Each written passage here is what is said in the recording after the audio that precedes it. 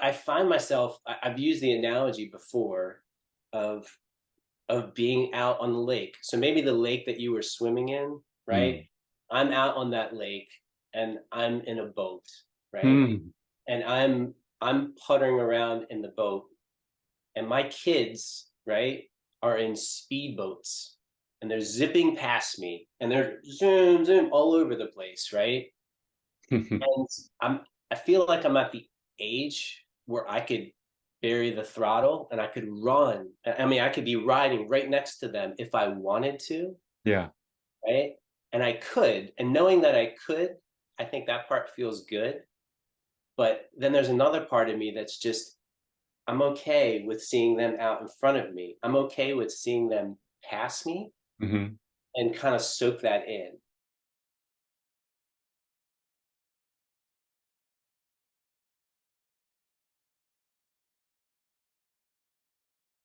So it's great to be here with a good friend of mine for something that we're calling What Matters Now. And we don't know quite where this is going to take us, but we thought let's have a chat and see where it goes. So welcome, my good friend John. Thanks for having me here, Ian. It's always great to talk to you. Um, John and I go way back, and it always feels like John and I are on the same wavelength. And the beautiful thing about our friendship is that we haven't met in person. And sometimes it feels like there's a demarcation between those relationships we have in our life between, oh yeah, we met in person, and someone that is important to us, but we haven't met. And I feel those lines are getting erased out now. Like just so John and I haven't met in person doesn't diminish anything in our strength of our friendship that we've built online. And it's lovely to be with John today and in sharing a conversation about something that I know we're on the same wavelength about, which is this sense of knowing what really matters. I kind of feel it's hard baked into you. You've got this hashtag going on socials, which is the everyday is everything. And what's that all about? Where did that start? Hmm. How did I know you were going to ask that? You're asking the tough questions right away.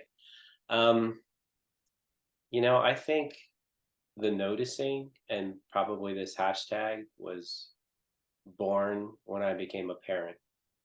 Um, I think that um, making a life and seeing that life come into the world changes you, and for me, I just started becoming aware of a lot of just small nuances in the ordinary going about our life. And maybe it was in those really tired days, the beginning, right, when you're just like trying to keep your eyes awake, right, because you have the late nights, kids aren't sleeping, all of that, and there's just this delirium and almost um yeah, I'm trying to think of the right words for it. It's almost like you feel a little crazy too, right? Mhm. But then you can laugh about it.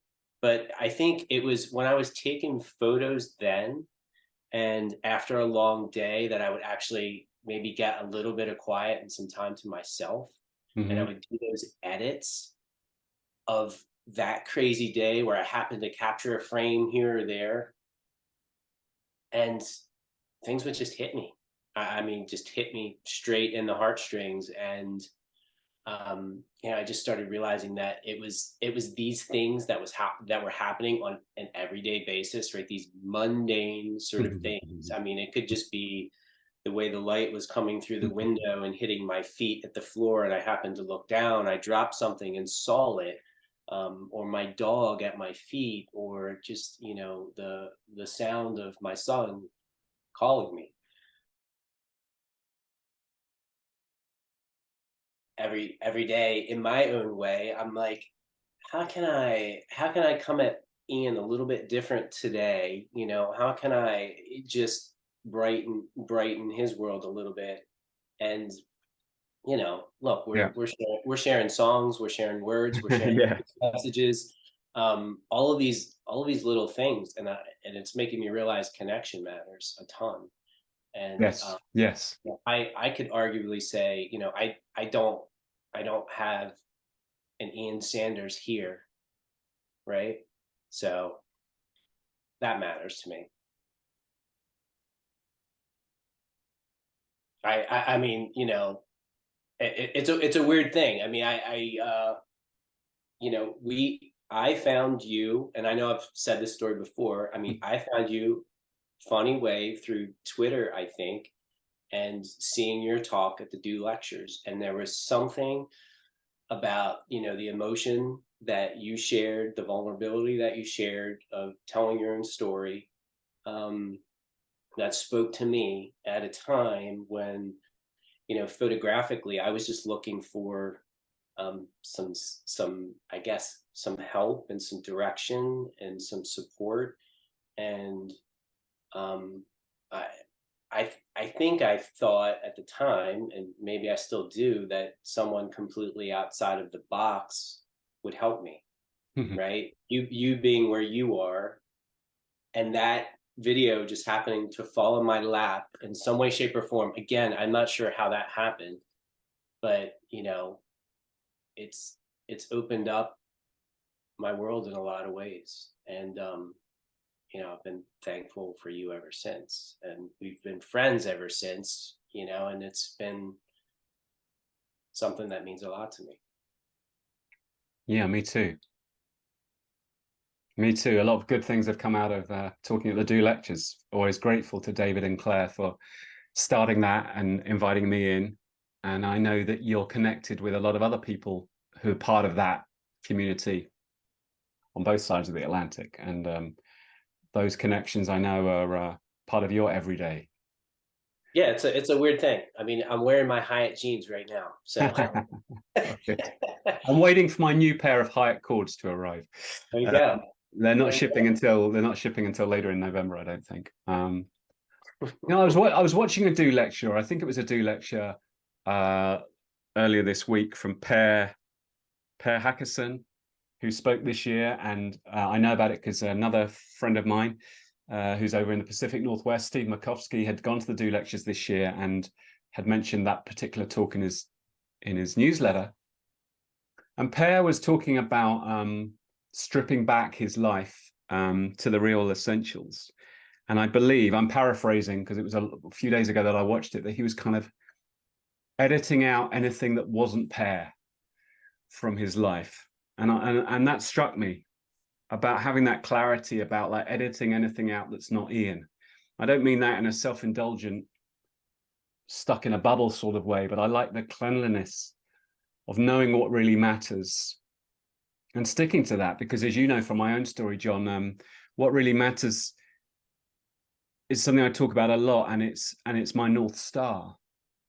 We were talking yesterday online about my tattoo, because it was 12-month anniversary of my tattoo, and that being a North Star about what really matters. The choice of jumping on the Wi-Fi or jumping in a lake back in 2019, and I chose the lake. And I'm just curious about this, what your reflections are about this kind of like decluttering of one's life to just focus on, the joy in the everyday, the family, the music, the sun, our health, the dogs, a good book, a nice coffee, sitting by the fire, a piece of music we might have introduced each other to. I wonder whether that resonates with you too, that sense of kind of editing out, what we don't need in order to have that clarity about who we are and what matters. Yeah, I mean, I think that's just the noise. I think that's what you're sort of referring to. I mean, I think there's a lot that's out there, and I think today, um, there's a digital overload that's there. I mean, there's a lot of great things to consume, Mm, and I think we are sort of what we consume, and that can be sort of overwhelming when there's a plenty around mm, us where we can just indulge, right? It's hard to turn that off. It's funny. Just before this call, I was thinking about that. I was thinking about dialing things back again, and I go through these ebbs and flows of just the the pluses and minuses of social and just being connected and that sort of thing. And then I think about like you and I, like that never would have happened if I wouldn't be connected. So I always have that sort of rub of trying to have the balance of doing it all. But yeah, I just think, getting older, more reflective, midlife. I think a lot of these questions sort of bubble up to the surface as far as what's important and what matters now. But hold up the card again. I ask myself that question probably every day in some way, shape, or form. And when, some things that I'm really like, that I'm tasked with or that I'm stressing about, I realize that much of that doesn't matter. Hmm. I'm always thinking about the nest, and maybe it's because I'm where I'm at. We've got 3 kids here. I've got 2 dogs. My kids range in age from 16 to 8. Yeah. So I'm very much in the zone and in the space of ensuring that everybody around me is okay. Yeah. So if everybody around me is okay and they're doing good, really, for me, that's all that matters. Hmm. And I find myself I'm 51. I'm a few years younger than you, not much. But I find myself, I've used the analogy before of being out on the lake. So maybe the lake that you were swimming in, right? Hmm. I'm out on that lake and I'm in a boat, right? Hmm. And I'm puttering around in the boat, and my kids, right, are in speedboats, and they're zipping past me, and they're zoom zoom all over the place, right? And I feel like I'm at the age where I could bury the throttle and I could run. I mean, I could be riding right next to them if I wanted to, Yeah. right? And I could, and knowing that I could, I think that part feels good. But then there's another part of me that's just, I'm okay with seeing them out in front of me. I'm okay with seeing them pass me Hmm. and kind of soak that in. And this is like me sort of living vicariously through them, Got it. and enjoying that.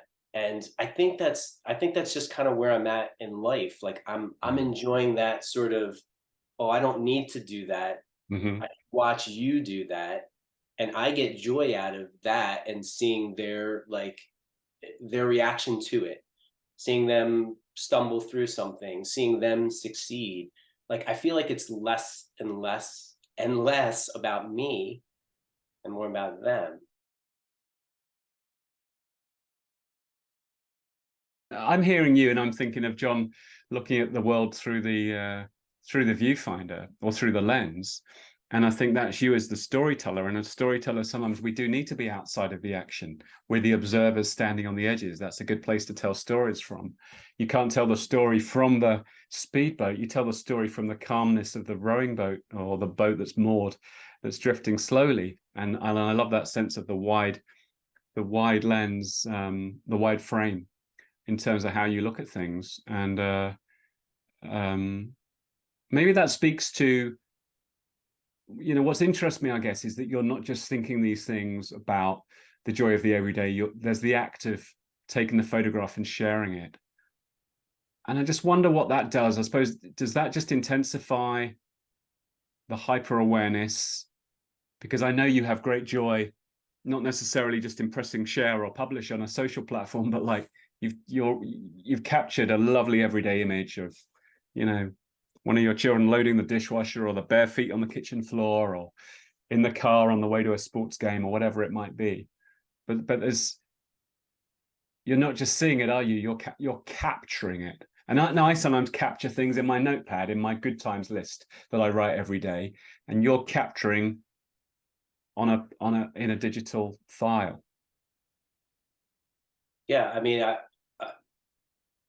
I'm hopefully capturing the way I felt, you know, Mm, mm, when I saw that, the way it made me feel, or it mm, might be it might be it might be just unleashing like a whole slew of emotion. And yeah, I can't always explain it. mhm. It's almost like, why I took the picture or when it was happening. I mean, that's almost, creative world. It's almost like the muse at play. It's almost like Yeah. these aren't my hands anymore. It's just Yeah. something's happening, and I'm just like naturally raising up to take the photo because I'm I'm seeing or feeling something, and it's like there's Hmm. this energy or this pool that's happening that it's compelling me to take it. Yeah. And when I share it, you know, I'm not one of those people that will say, oh, I have to post every day or I've got to do this. I need to have content. I mean, I'd like to if I can, but it's one of those I only share it if it moved me in some way. So I mean, it moved the barometer. I always say whether it plucks my heartstrings or not. But if I felt something, um, then chances are somebody else might, or they might Mm. be in that same space in their life, or going through the same things, or feeling the same crazy, or being sad or as happy as I am. And again, I think that kind of goes back to the connection piece of things. The way we can connect over, whether it's our words or whether it's our images or a blend of the two. Um, it just Wow. I mean, I think it just makes things better. I Mm. mean, it creates a little bit of magic, and I think things feel better knowing that there's a little bit of magic and hope out there, Hmm. you know? Yeah, there's something in the connection, isn't there? As you know, I've been going through a difficult time with my health, and part of that manifested in me not being very present online. I didn't feel like it. And it's been interesting to note that as I felt better and I felt able to, and a desire to share my little daily moments, John, I noted the connections and conversations that I then restarted, meant a lot to me. I almost think it's a kind of, maybe it's not too surprising to say this, that a kind of barometer of my mental health might be that if you think, God, I haven't seen Ian online for a couple of weeks sharing little things, probably because I'm not in a good space.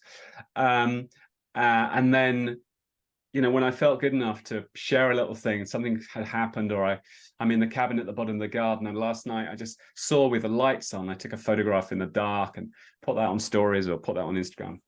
Um, and I think that's almost like a sign, and then you get connections because you get reactions and you get conversations, and they mean a lot to me. And so I think that's interesting, isn't it? When we put those things out there and share them, it's like having they're conversation starters, aren't they?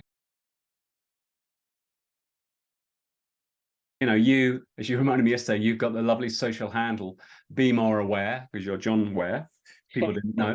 So you're always tuned like that. And I think we both have something in common where we can all live in busy lives where we're walking around, listening to podcasts, head down on the phone, on our commute, on the subway, if we have that kind of experience. And I think maybe it comes with a time of life. That's the lovely thing of walking around with our eyes open and noticing the way the light's falling, or the leaves on the trees out here, or the music we're listening to, just really, really paying attention and not taking those things for granted, I think is really important and really, really special. And we've been trading some Spotify links, haven't we, in the last few days, which is quite nice because we both big fans of the National, and then we thought about other music that we might each like, and just sharing as it's playing. I'm thinking, oh yeah, John might like this, and I just ping the share button to you to share some tracks with each other. So that's been nice. Yeah, it's been really nice. I Uh-huh. had those the other night. I wrote about it too, but it was one of those, everyday nights here where our youngest had soccer practice, and he was there, and I was just doing laps around the park, and I had over the ear headphones on. It was a cold night, so the over the ear it was great because it's keeping my ears warm. And there was something about playing the National and making these laps, and just I had my head up, right? My head wasn't in my phone, it was in my pocket. There's something about just sort of moving through that space as he was doing that and watching what all of these other moving parts and people were doing with the music on. I felt like I was in a movie. I just had that sort of experience, and it was I don't know, it was really good. I just had an uplifting sort of feeling, and just thought I think I need to walk around with music playing in my ears more often when I go on walks, and just sort of head up and out and looking up. And I've said it before on social too, like my world's always better when I'm looking up, Yeah. right? Most of us are usually, hey, I got, this going on, and that sort of thing. And it's easy to do, but it's, when you start dialing things back a little bit, and it becomes more of that, you're living in the tangible analog world as opposed to the digital. um i I think it's really good for us. Mm, maybe nice. that's my maybe that's my sermon for the day. Yeah, I like it.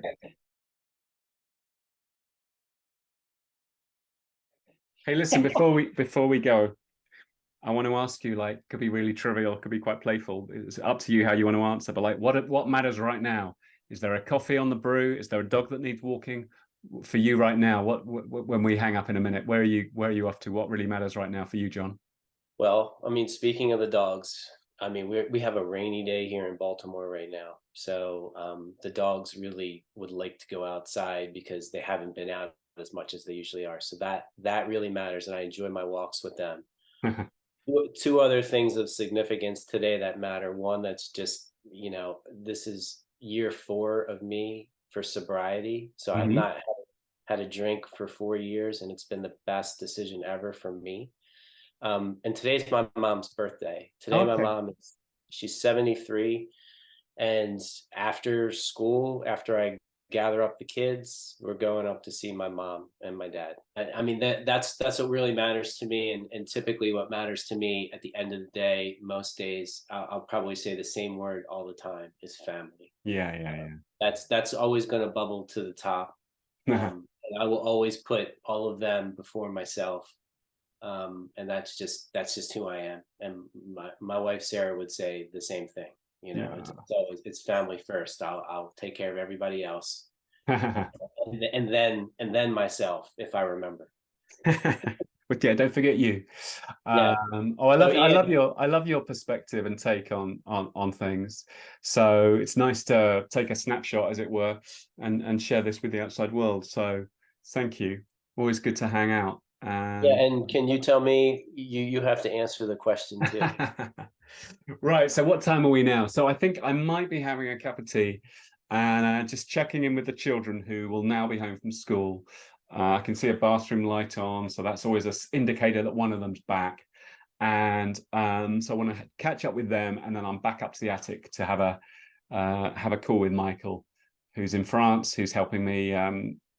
He's the author of Do Breathe, helping me with some breath work. So that's my immediate needs and where my attention will be.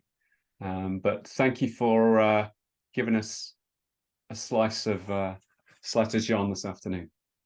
Yeah, absolutely. Anytime, Ian. I'm here Cheers, for you buddy. which way I can.